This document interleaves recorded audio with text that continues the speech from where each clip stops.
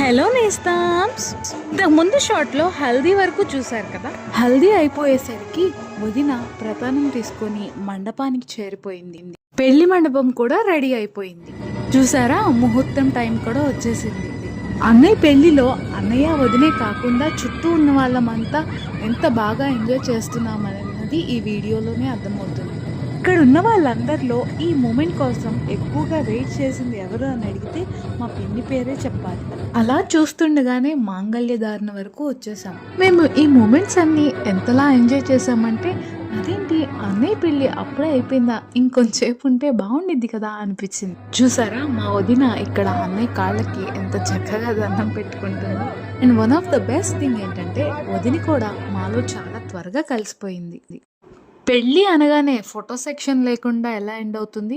కొన్ని ఇయర్స్ తర్వాత native place నుంచి ఇన్విటేషన్ రావడంతో ఐడి సిబ్లింగ్స్ అందరూ కూడా వాళ్ళ ఫ్యామిలీస్తో అన్నయ్య పెళ్లికి రావడం చాలా హ్యాపీగా అనిపించింది. So here comes the family tree of Kancherlas. ఇంకా కొంతమంది మిస్ అయ్యారనే చెప్పాలి. నెక్స్ట్ డే ఎర్లీ మార్నింగ్ లేచేసరికి ఊరంతా చూసారా ఇలా పొగమంచుతో ఎలా కప్పేసిందో. ఇంకా ఈ వ్యూని ఎంజాయ్ చేశాక త్వరగా వ్రతానికి రెడీ అయిపోయాం.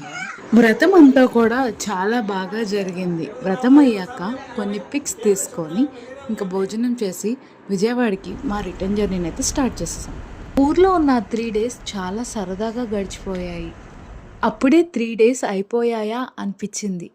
సో మా అన్నయ్య వెడ్డింగ్ వీడియో మీకు ఎలా అనిపించిందో కింద కామెంట్ చేయడం మర్చిపోవద్దు నేస్తాం. You like, share and subscribe for more videos.